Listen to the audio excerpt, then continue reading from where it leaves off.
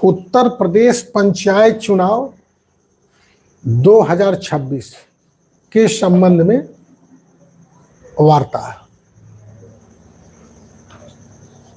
जरा आप अध्यक्ष ये बताइए, जो ये चुनाव होगा जी, प्रधान प्रत्याशी के लिए क्या क्या डॉक्यूमेंट्स या कागजात लगाए जाएंगे ताकि उसका पर्चा खारिज न हो? प्रणाम। बांकीलाल पटेल, एडवोकेट, पूर्व विधानसभा प्रत्याशी बहुजन समाज पार्टी, रामपुर खास। आज प्रदीप कुमार चौधरी, पूर्व इंस्पेक्टर से पंचायत 2026 पे मैं सभी दर्शकों से यह बताना चाहता हूं कि सबसे पहले क्या क्या डॉक्यूमेंट्स लगेंगे। आप पहली प्राथमिकता है कि जिस ग्राम सभा के आप हों वहाँ के वोटर हों और आय आरक्षण के संबंध में जैसे आय, जात, निवास और आरक्षण कोटे से जैसे एससी बैकवर्ड हो तब क्या लगेगा? इनका आय, जात, निवास सभी लोग बनवा लेंगे और जनरल के केवल निवास लगेगा। आय भी लगेगी लेकिन निवास और जात प्रमाण पत्र नहीं लगेगा। और जो कोटा है 5% का जनरल का, उनका भी ये लगना है। ESW, हाँ, ये आय, जात, निवास बनवा के रख लें, क्योंकि जब पंचायत चुनाव की घोषणा होती है तो अफरा तफरी मच जाती है। तमाम लोग जो है कि परेशान रहते हैं कि हमको क्या क्या बनवाना पड़ेगा। ये कितने दिन पहले करें प्रक्रिया? ये आप 3 साल तक चलता है। आज आय, जात, निवास और आरक्षण को जो है कि नहीं, जैसे चुनाव मान लीजिए जून में है, 26 जून में नहीं, जून में नहीं होगा। ये मान के चलिए कि आपको 2026 जनवरी फरवरी में ये चुनाव आयोग जो है कि वो लगा देगा, जो है कि अधिसूचना जारी कर देगा। चुनाव की प्रक्रिया तब शुरू हो जाती है। हम आपसे बताना चाहते हैं कि चुनाव प्रक्रिया तब शुरू हो जाती है जब वोटर लिस्ट बनना शुरू हो जाता है। ये जो वोटर लिस्ट बन रही है ये चुनाव की प्रक्रिया के तहत चल रहा। इसमें BLO जा करके घर वोटर लिस्ट बनाएंगे, उसके बाद आपत्ति होगी, उसके बाद निस्तारण होगा, उसके बाद तमाम चीजें हैं, वो चुनाव प्रक्रिया के अंतर्गत चल रहा। आप समझ रहे हैं नहीं? चुनाव प्रक्रिया के अंतर्गत ये है। ये एक दिन में प्रक्रिया नहीं खत्म होती है। अंतिम होता, जब अंतिम प्रकाशन होता है उसी समय चुनाव आचार संहिता का घोषणा करता है चुनाव आयोग। ये आप दर्शकों को बताना चाहते हैं। और जैसे चुनाव प्रक्रिया के कितने दिन पहले अगर आपका वोटर लिस्ट में नाम नहीं है तो क्या नाम डाला जा सकता है? वोटर लिस्ट जो वोटर लिस्ट बनती है वो चुनाव आयोग अंतिम दौर तक जो है कि उसमें बढ़ाने का काम करता है।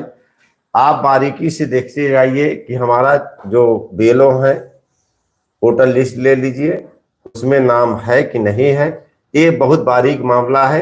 कहीं आपका नाम अंतिम दौर में काट दिया जाता है, आप चुनाव लड़ने के अयोग्य घोषित कर दिए जाते हैं। ये आपको समझना पड़ेगा। अगर आपका नाम कुछ गलत हो गया शब्दों का तो क्या उसी नाम से आप नहीं, उसमें शपथ पत्र दे करके कर सकते हैं और यदि समय रहे तो उसमें संशोधन करा लीजिए। अच्छा, शपथ पत्र दे करके उसमें कि जैसे सुरेंद्र प्रताप है, सुरेंद्र बहादुर होना चाहिए, तो उसमें आप एफिडेविट लगा करके कर सकते हैं। लेकिन वो कभी कभी नामांकन खारिज हो जाता है। इससे बढ़िया है कि वो आप जो है कि नाम सुधरवा करके बेहतर रहेगा। इससे जो प्रधान के प्रत्याशी होंगे उनकी उम्र सीमा क्या होगी? उनकी उम्र सीमा 21 साल है। 25 तो नहीं है? नहीं, 25 नहीं। और अधिकतम सीमा क्या है? अधिकतम सीमा कोई निर्णय नहीं है। योग्यता में क्या वो शिक्षित होना चाहिए? अब ये चुनाव आयोग निर्धारित करता है। प्रधानी लड़ने के लिए क्या क्या योग्यता होनी चाहिए? कौन सा? देखिए, प्रधानी लड़ने के लिए क्षेत्र जो है उनका ग्राम सभा होता है, उनका उसके बाहर वोटर लिस्ट में नाम जरूरी है। उनका वोटर लिस्ट में नाम होना जरूरी है, और जो प्रस्तावक होगा उसी ग्राम सभा का होगा। माने प्रस्ताव, और उसके पास मुकदमे नहीं होंगे। जो अच्छा, प्रस्तावक, हाँ, प्रस्तावक या लड़ने के लिए यदि प्रधानी लड़ रहा हो, उसके पास मुकदमे है, तो उसको शपथ पत्र देना पड़ेगा, एफिडेविट देना पड़ेगा। नहीं तो पर्चा कोई जो है कि आपके खिलाफ जाता है तो आपका पर्चा खारिज हो जाएगा। अगर एफिडेविट में, जो शपथ पत्र में, या कोई चीज भूल बस या जानबूझकर छिपा लिया है, तो क्या उसका पर्चा निरस्त हो सकता है? नहीं, तो ऑब्जेक्शन करेंगे तो पर्चा खारिज हो सकता है। हाँ, एक चीज और बताना चाहते हैं कि आप जो है कि जो भी चुनाव लड़ेंगे, आपको इनकम टैक्स वाला तो कराना पड़ेगा। अच्छा, इनकम टैक्स जो महत्वपूर्ण है। हाँ, तो इसको करा लीजिए, नहीं तो उस पर भी, चूंकि मेरे खिलाफ जब आरटीआर दाखिल करना पड़ेगा। आरटीआर दाखिल कर लीजिए, नहीं तो दिक्कत हो जाएगी। कोई आपके खिलाफ जा सकता है, जैसे हमारे खिलाफ चुनाव लड़ रहे थे, आरटीआर मेरा नहीं था, उधर जो हमारे विपक्षी थे विरोध कर दिए, लेकिन मेरा पर्चा फाइनल हो गया था, उसका कोई मतलब नहीं था।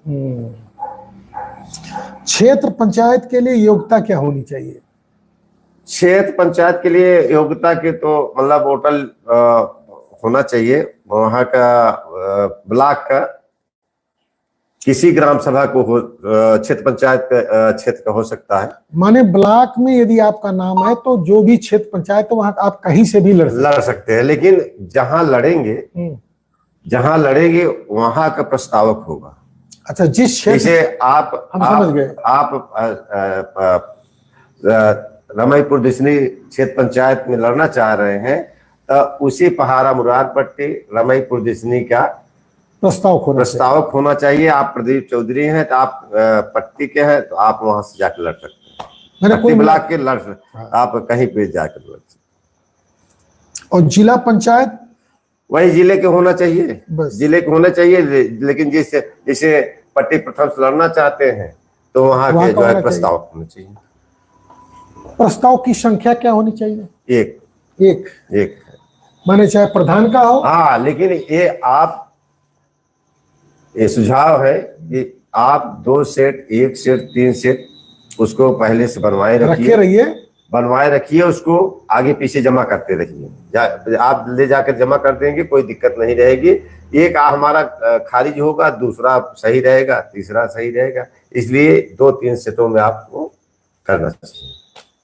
ये देखिए, आगामी उत्तर प्रदेश पंचायत चुनाव 2026 के विषय में हम लोगों ने वार्ता की, और यदि वीडियो में कुछ कमी हो तो उसको कमेंट के माध्यम से बताइएगा।